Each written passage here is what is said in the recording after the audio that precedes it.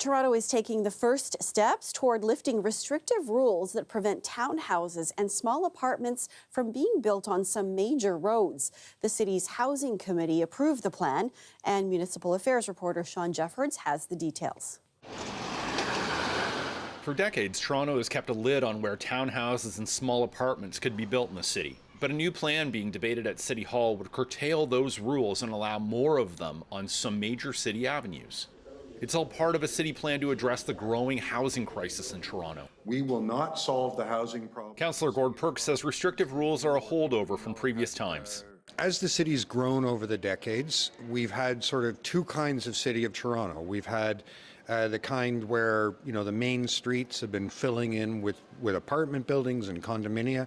And then we've had some of those main streets that haven't been eligible. Housing Committee Vice Chair Bradford says his hope is that the city can move quickly on the plan after consultations wrap up. The reality is we need more housing options for more people in more neighborhoods. Taking a look at the major streets across the city and looking at opportunities to add some additional housing supply is a smart and prudent thing to do, and we have to get that done quickly.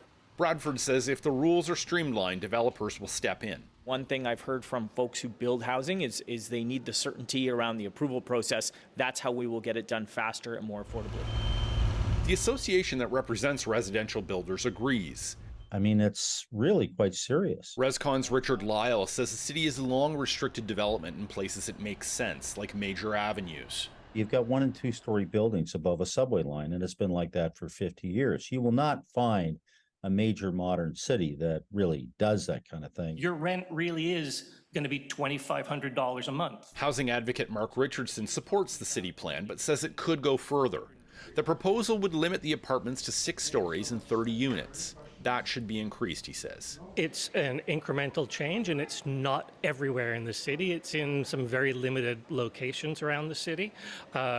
Every little bit helps, but it probably isn't aggressive enough in order to deliver new affordable rental units that would rent for under $2,000 a month, which is the sort of target that our organization is looking for. City Council will now have the ultimate say over the decision at its October meeting. Shawn Jeffords, CBC News, Toronto.